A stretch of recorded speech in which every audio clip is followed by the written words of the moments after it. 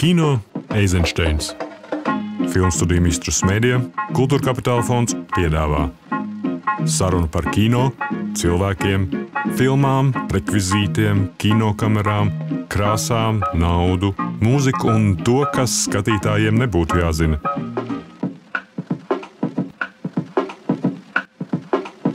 Režisors ir tas, ko franciski sauc par maître de mise en scène. Tātad tas, kurš pārvalda mizanscēnu, viņš kaut kādā veidā kontrolē to, lai visi mizanscēnas elementi atrastos kaut kādā miedarbībā, sakristu, darbotos. Atbilstoši to šīs mizanscēnas kontrole, izdomāšana, kontrole, visa veida elementa vadība, ja visu veida iesaistīto departamentu vadība, tas ir tas režisora tehniskais darbs. Un, protams, lielā mērā arī, ja mēs runājam par spēļu filmām, tad arī aktieru darba kontroli, tad kaut kāds mēģinājums ar vienoties par kaut kādu kopīgu spēles stilu, par varoņu psiholoģiju, par kaut kādu pēctecību. Tas ir tas būs tas tehniskais darbs. No tāda mākslinieckā viedokļa vai kaut kāda varbūt ezotērā vai dvēseliskā viedokļa, režisors visticamākais ir stila un zināšanu turētājs. Pateicoties režisoram, filma veidojās kā vienots veselums. Tur ir iekļauts gan šīs stilistiskās iezīmes, tas, kādā veidā filma tiek realizēta, gan vizuāli, gan no kaut kādām inovāciju viedokļu, narratīvu tehnoloģijas, bet vienlaiks arī tāda saprašana, kā viss šis saturs turās kopā, kā tur ir kaut kāda līdzīga un pakāpeniska satura nodošana ar filmas palīdzību. Tā ir tā otra režisora darba puse, kur ir daudz neskaidrāk.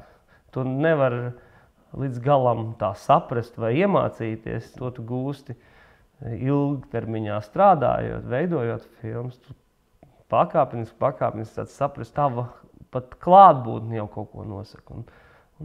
Tas ir tāds, tā ir ļoti svarīga kino režijas sastāvdaļa, bet grūti izskaidrojama. Ir viena kvalitāte, cilvēka kvalitāte, kur pilnīgi noteikti palīdz režisoram.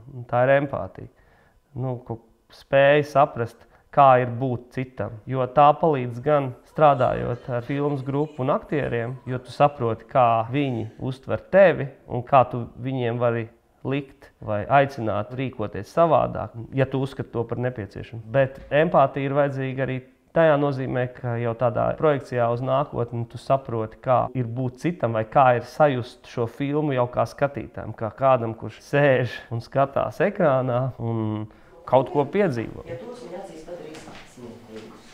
Tagad bija labāk?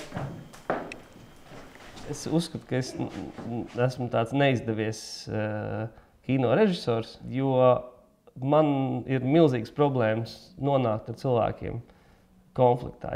Man konflikti izraisa milzīgu pretestību. Man atmosfēra uz filmēšanas laukumu, tas ir pats svarīgākais, lai tajā būtu tikai pozitīvs. Un tas nav pareizi. Iespējams, ka jābūt ir mazliet tādai transgresijai, vardarbībai, agresijai, ja? Bet es absolūti to netolerēju. Es neesmu spējīgs strādāt šādi apstākļos, kur es jūtu, ka kādam filmēšanas grupas, man pat tas var dažreiz līdz kaut kādiem paradoksiem nonākt konflikts priekš manis, tā jau ir krīze. Tāda radoša krīze. Tā var jau iet arī šitā. Šitā ir tā vieglāk izraut ārā viņu. Var iet to vilcieni, jā. Kā labāk ir, ko grib stāvis. Mēs jau dabūsim pilnu vilcieniņu, jau mēs dabūsim. Tur ir pilnu cilvēku pietiks. Iedomājies, varam šitas, ka nekla Rīgals.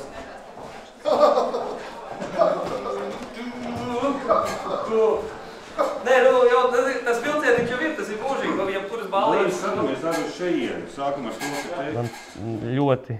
Man tāda ļoti nozīmīga režisora priekš manis ir Aleksejs Germans seniors, Rauls Ruijs priekš manis ir režisors, kur darbi man liekas, gūst to patieso kinematografisko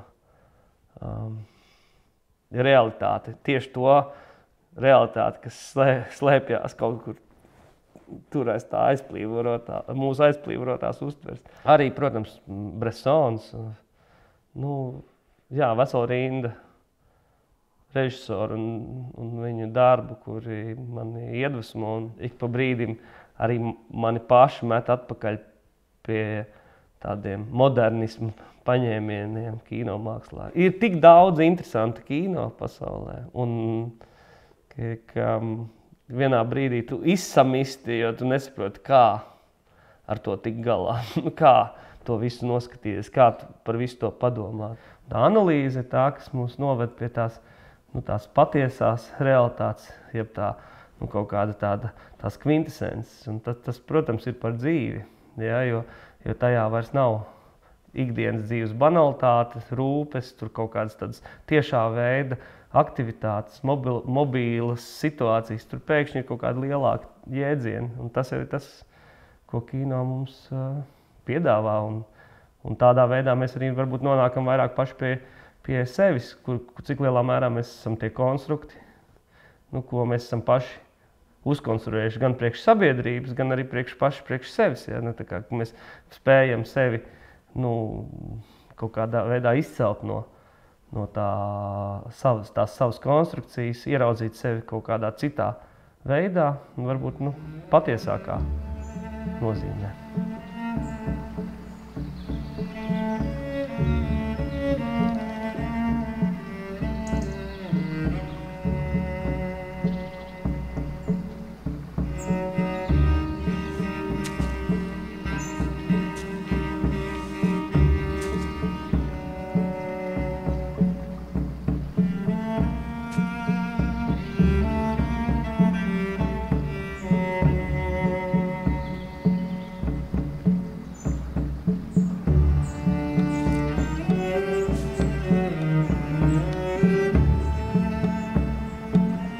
Svarīgi būt mazliet vēsturniekam, veidojot vēsturiskas filmas, tāpēc, ka savādāk, ja šīs intereses nav, tad nav jēgas taisīt filmas par vēsturi. Ja?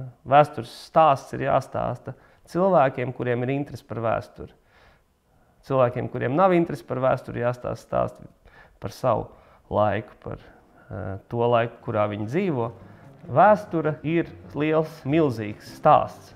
Un, diemžēl vai par laimi, kino šajā stāstā ir milzīga nozīme, jo kino ir tādā sociālā nozīmē galvenais vēsturisko priekšstatu veidotājs. Cilvēki skatās filmas, cilvēki gūst priekšstatu par noteiktu laikmetu, gūst priekšstatu par to, kā cilvēki tur ir savstarpēji komunicējuši, kāda veida politiskās attiecības ir bijušas, kāda veida sociāla-ekonomiskās attiecības ir bijušas. Tas nozīmē, ka režisoram ir jāizjūt vismaz daļēja atbildība par to, kāds vēstures stāsts tiks piedāvāts līdz ar filmas iznākšanu uz ekrāniem un skatītāju satvināšanos ar šo filmu. Ir vairāk šie modeļi, kā veidot vēsturisku filmu.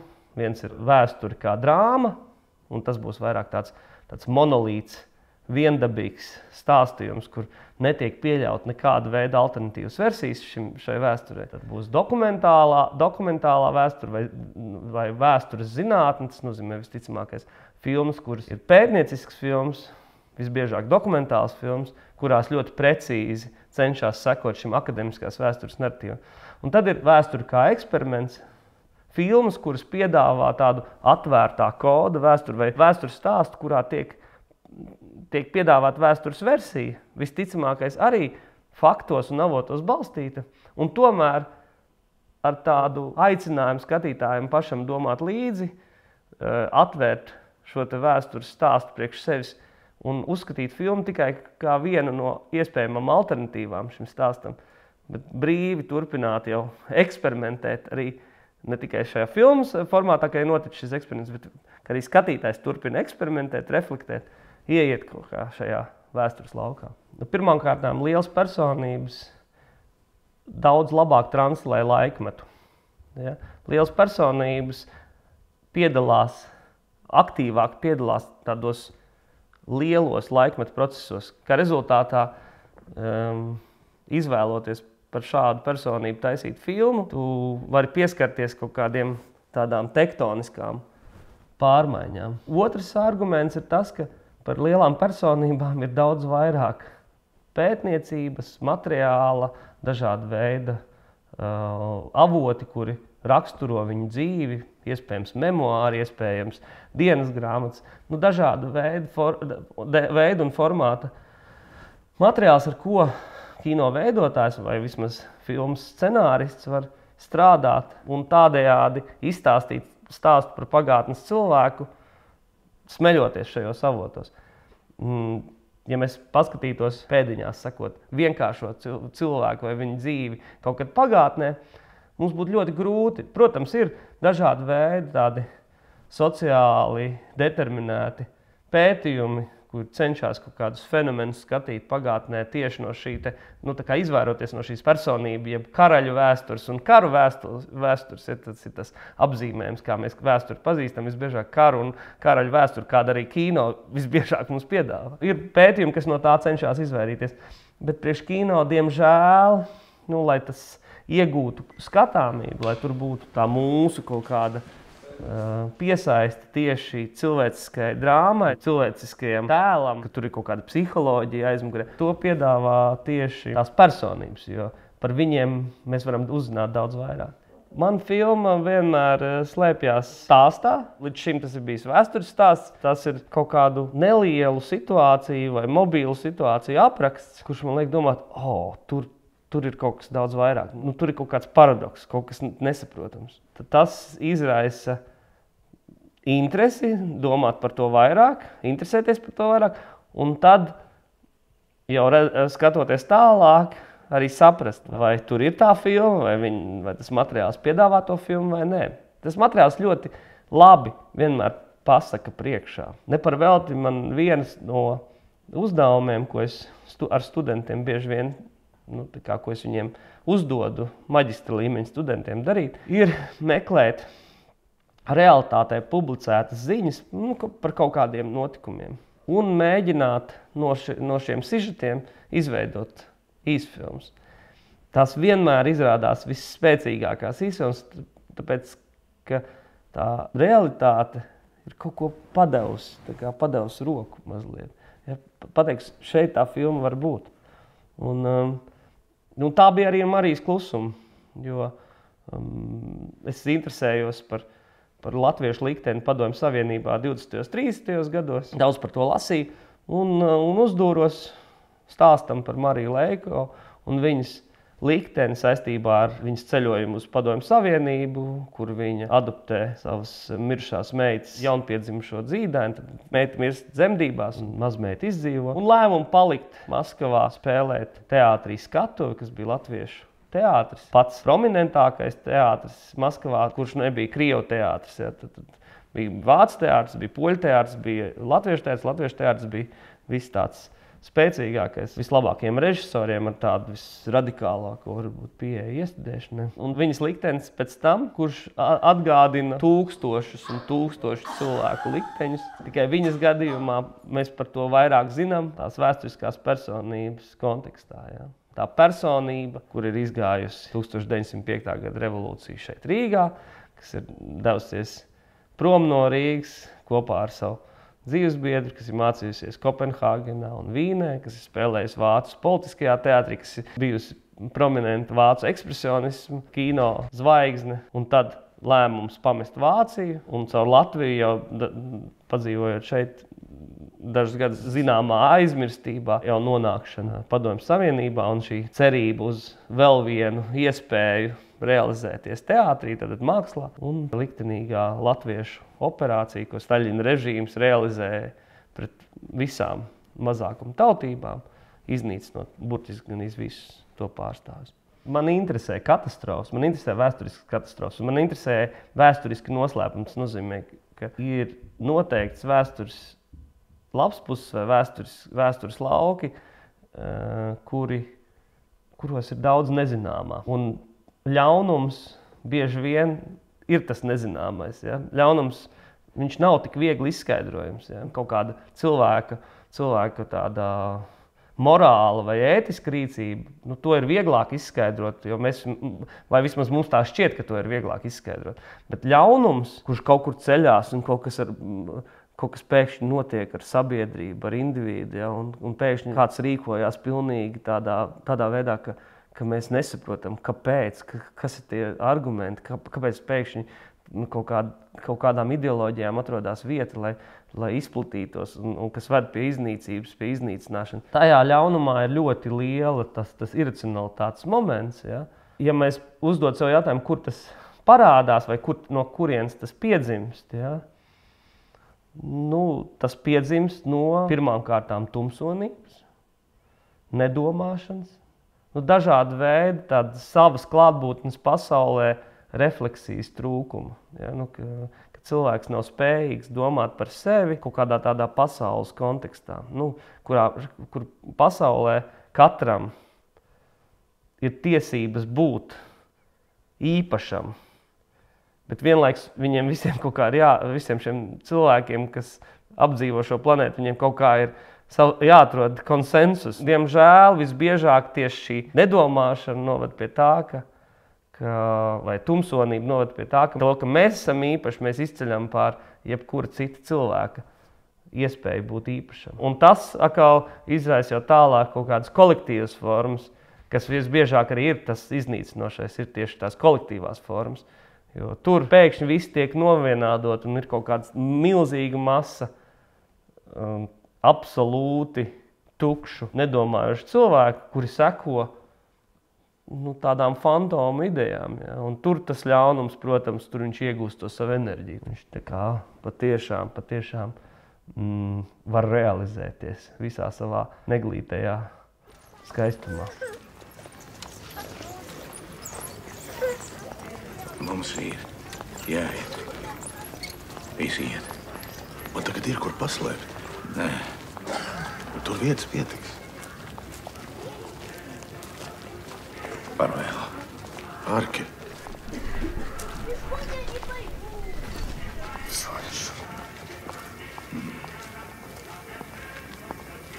Arki. Parvēl.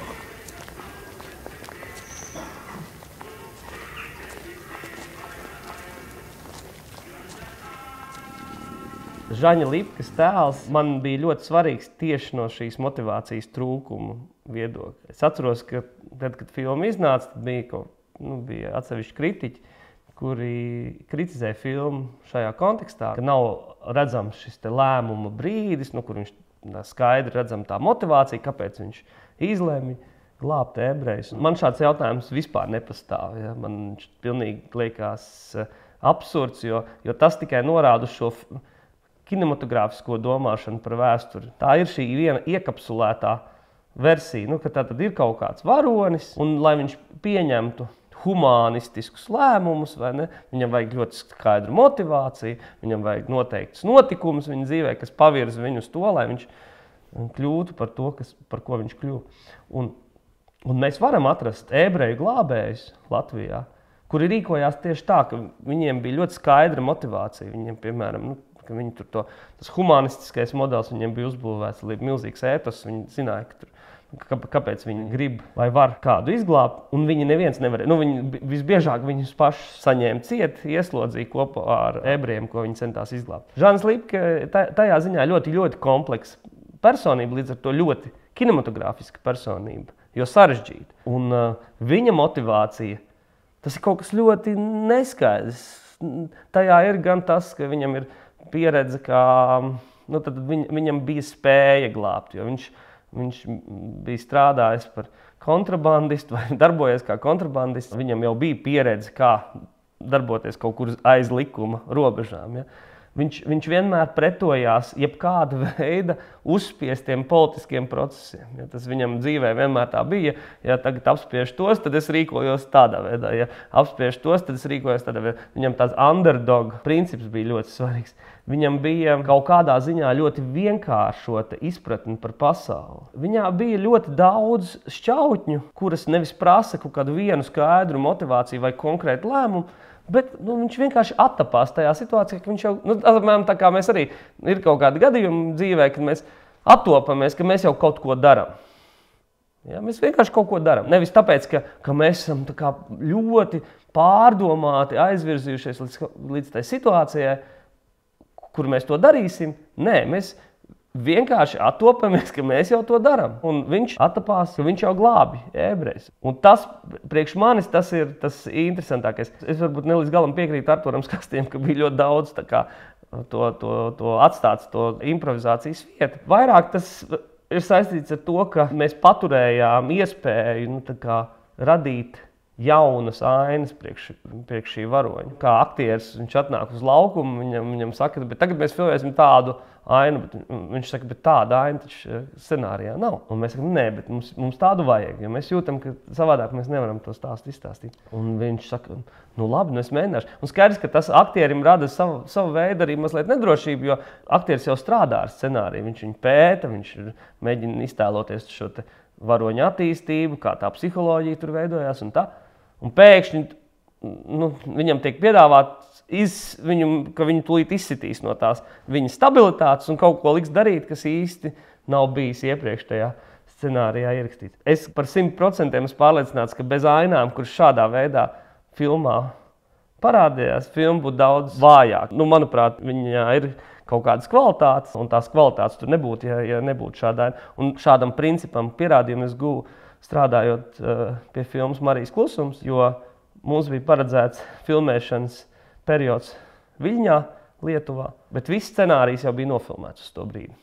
Mums bija Viļņā 3 filmēšanas dienas, un mums vajadzēja izdomāt, ko mēs tajās filmēšanas dienās darīsim.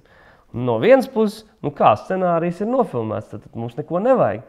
No otras puses, es piegāju radoši šim procesam, mēģināju papētīt, vai varbūt, ka mums kaut kādas lietas vēl noderētu, vai kādas ainas izstrādāja viņas no jauna, un burtiski dažas dienas pirms tam, ka mēs jau devāmies uz Viļņu, lai viņas filmētu. Nofilmējām ļoti brīvā tādā, jo filma jau ir uzfilmēta, visi jūtās tādi atviegloti, un līdz ar to tā atmosfēra uz laukumu bija ļoti, ļoti atbrīvota. Tur viss, tā teikt, atļāvās gan smieties, gan runāties, gan atsevišķos gadījumos arī ņemt garas pauzes filmēšanā, lai lietotu kādu apreibinošu dzērienu. Bet jebkurā gadījumā, tad, kad filma tika montēta, gandrīz viss šis materiāls nokļuva filmā. Un šobrīd es to filmu nemaz nevaru iedomāties bez šī piedomātā materiāla. Ja? Viņu grūti stādīties priekšā, kā tā filma būtu izveidojusies. Uz pašu filmēšanas laukumu es tikpat kā neimprovizēju, bet es ļoti daudz improvizēju īsi pirms filmēšanas laukuma. Tas nozīmē, ka es varu ierasties uz filmēšanas laukumu un tās dienas rītā esmu izdomājis jaunu ainu, kuru tagad visiem ir jāizdomā, kā filmēt. Es mizanscēnas risinājums varu radīt ļoti īsi pirms filmēšanas. Es ierodos, un tad ir kaut kādi atklājumi pārējai grupai vai aktieriem, ka es gribētu to risināt tieši tādā vai citā veidā. Man tas šķiet svarīgi, tāpēc, ka filmā ir interesants, tas ir tāds interesants fenomens, ka filma pati kaut kur virzās. Nav tā, ka tikai ir tā ļoti kontrolētā vide, kuru veido filmēšanas grupa un aktieri, un tad visi ir kaut kāda vienošanās, kā mēs to darīsim. Bet filma ļoti pati kaut kur virzās. Viņai ir tāda pilnīgi, jau var teikt, pašai sava brīvība. Ja, un tā brīvība režisoram ir jānotver un jāpieņem kaut kāda veida lēmumi, lai pakārtotos tam virzienam arī turpmāk. Lai nebūtu tā, ka sāk veidoties kaut kāds konflikts starp to, ko kāds ir uzrakstījis scenārijā un ko režisors cenšas ar pārējiem grupas locekļiem realizēt uz filmēšanas laukumu. Šīs divas lietas nav konfliktā. Ja, ka tā filma jau kaut kur aizgājusi pilnīgi citur, bet mēs te kaut ko darām vēl tajā iepriekšējā diskursā. Tur vajag kaut kā mēģināt viņus satuvināt, pievilkties klāt tam filmas virzienam. Un tas dažreiz nozīmē ļoti, ļoti radikālus lēmumus. Piemēram, mainīt filmas centrālo varoni filmēšanas posmā.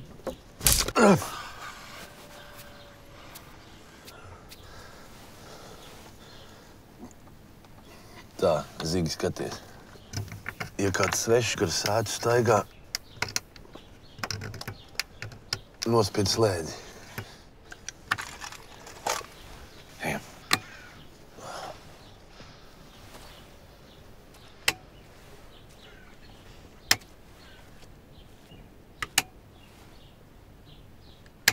Man ir 2 knifi strādājot aktieriem bērniem. Pirmkārtām dot viņiem sajūtu, ka tu esi ar viņiem vienādās pozīcijās.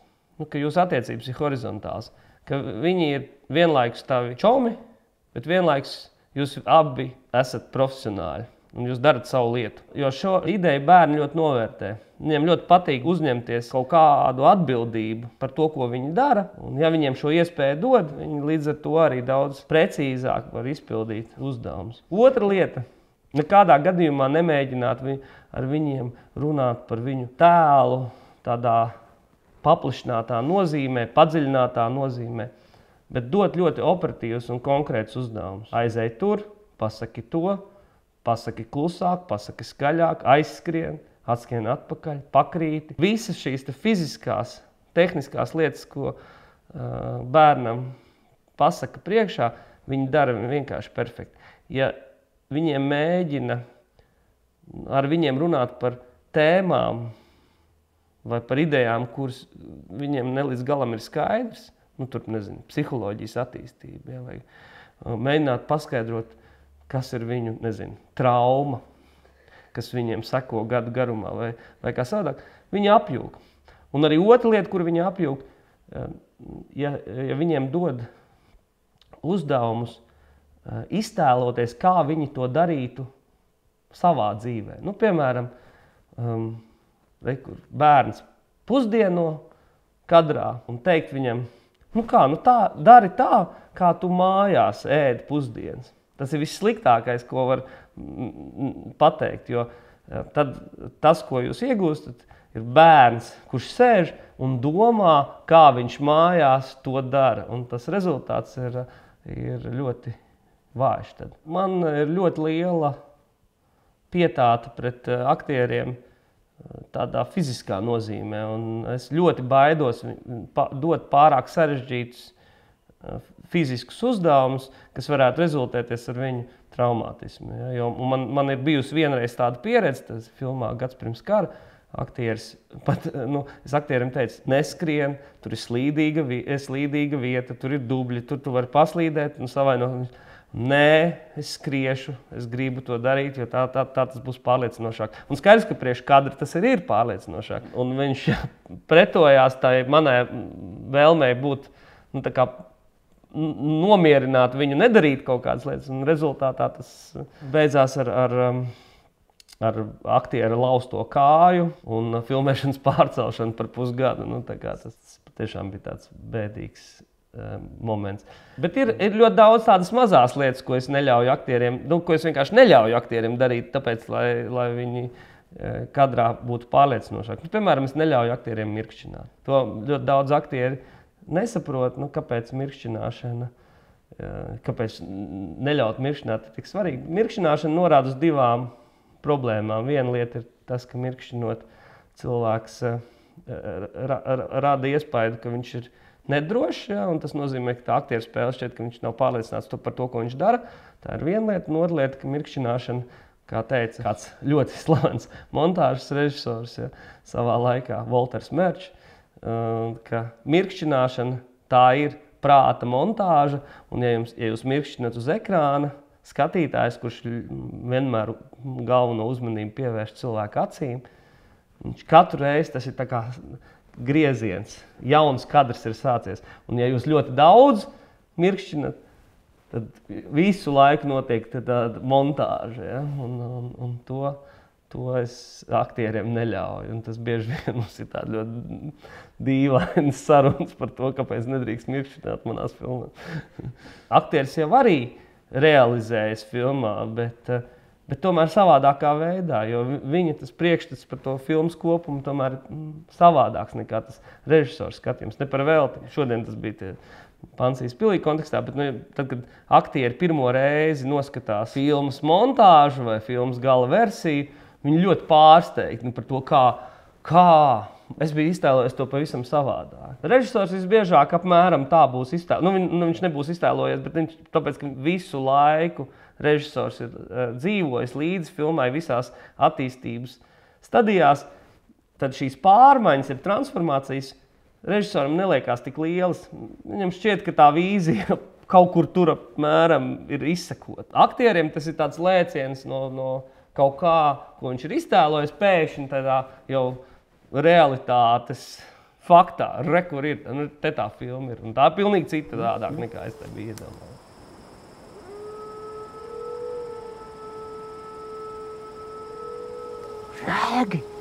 Rēgi uz jumta. Man jau patīk tās augstās vietas. Jā, to es zinu.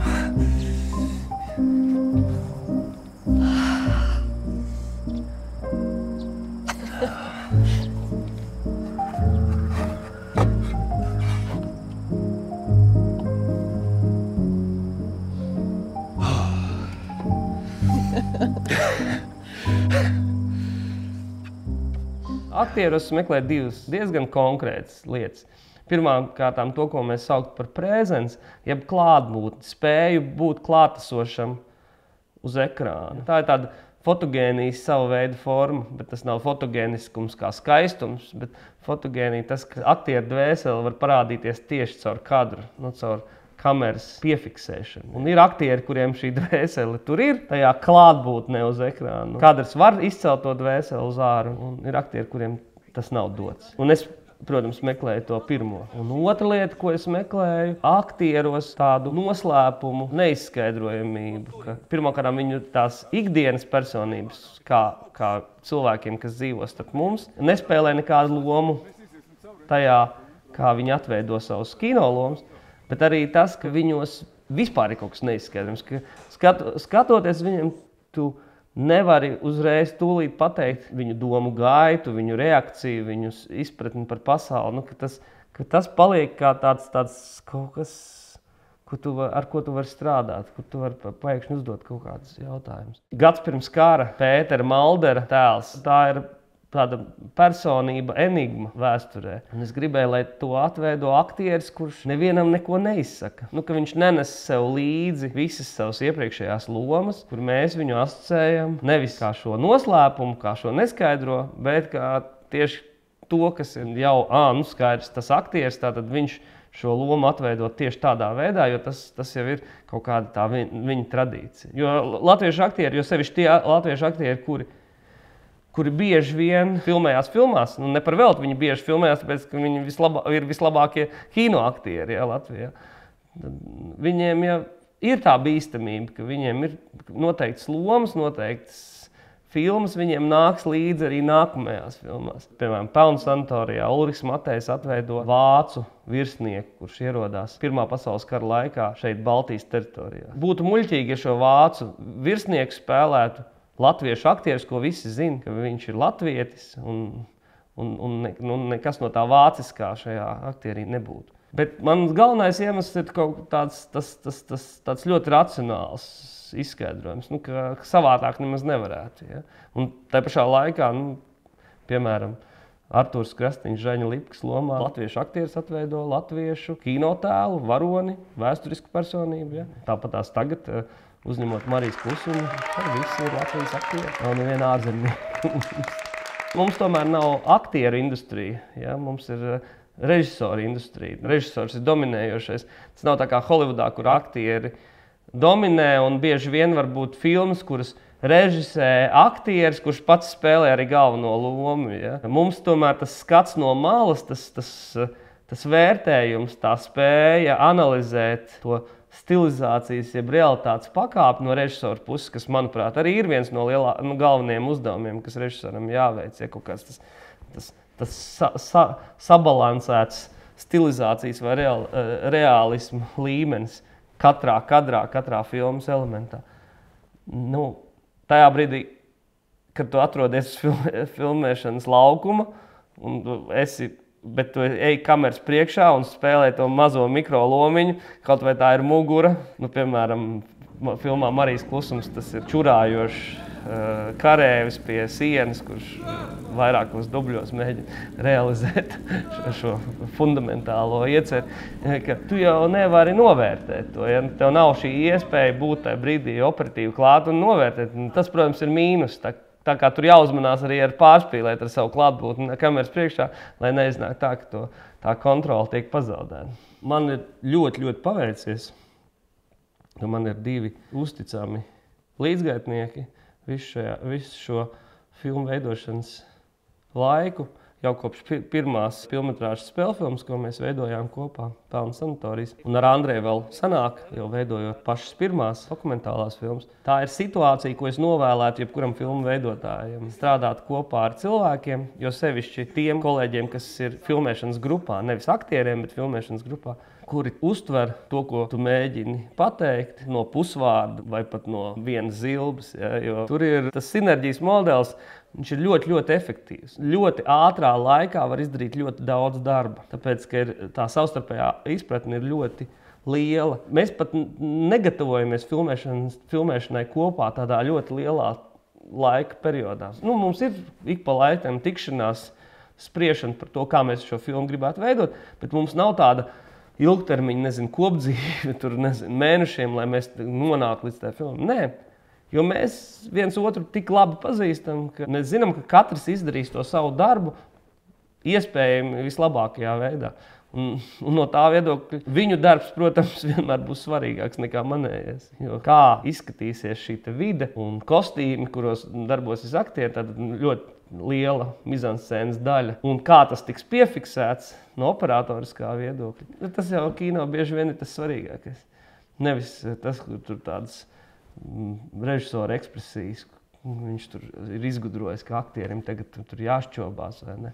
Daudz svarīgāks ir tas darbs, ko dara tie citi. Tas režisors, viņš varētu arī dažreiz varbūt pastāvēt malā un vienkārši paskatīties, kā cilvēki labi dara savu darbu, viņam neiejaucas.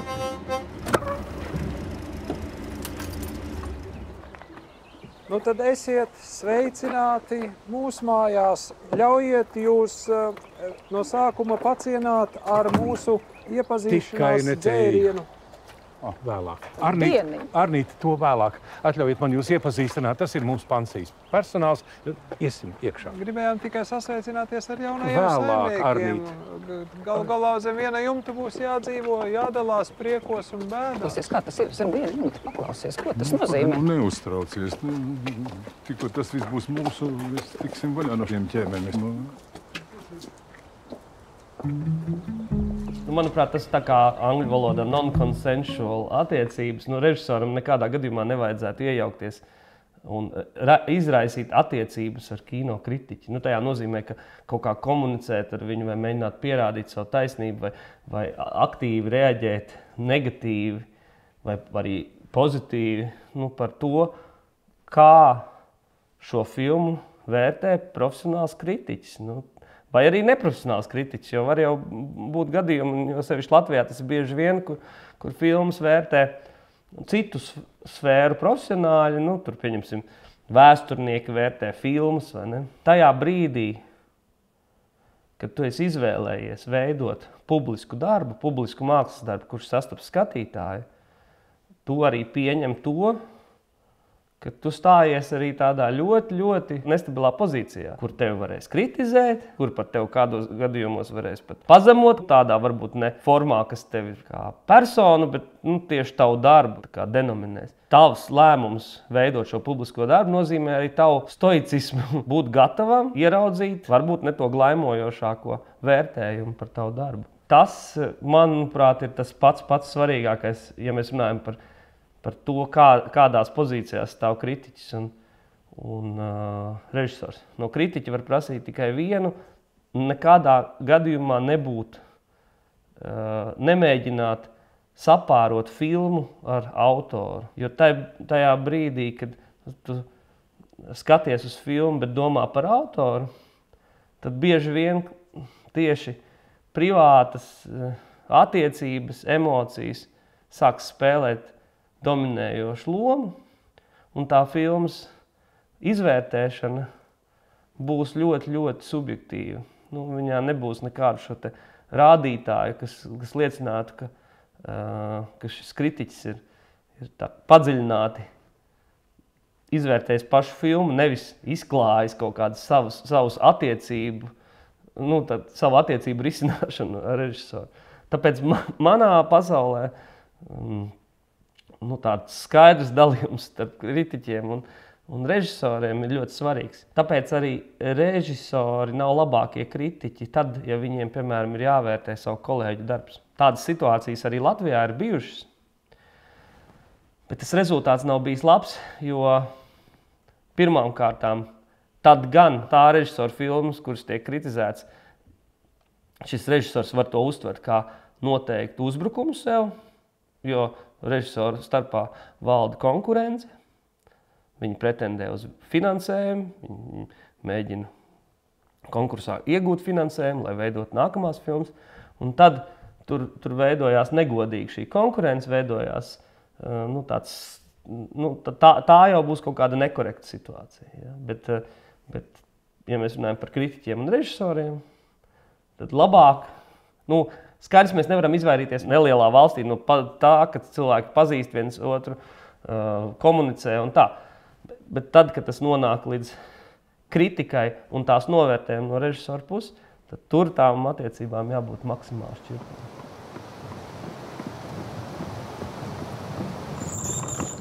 Der Junge ist weg. Ich finde ihn nirgends. Kas? Hörst du? Kas notiek? Der Junge ist weg. Kas Wo ist notiek? Kaspar? Kaspar? Können Sie mir jetzt was antun? Kas ar Zēnu? Viņš atnāks. Kad gribēs, tad atnāks. Nein, ich Paga. kann doch nicht einfach abwarten, verstehst du? Kur tu jūs tagad skriesiet? Kur skriesiet? Tāpēc, ka tums, Nein, ich muss ihn suchen. Viņš Ich muss ihn suchen, verstehst du? Viņš pat atnāk. Quatsch. Not. Kur tu iet? Pagam! Paklus! Tā ir tāda ikdienišķa situācija. Šī sajūta, ka tevi gaida neizdošanās un ka tu īsti nezini, ko darīt un ka kaut kādi risinājumi nenāk. Tā ir ikdienas situācija uz filmēšanas laukuma. Bet tā ir arī spēku dodoša situācija.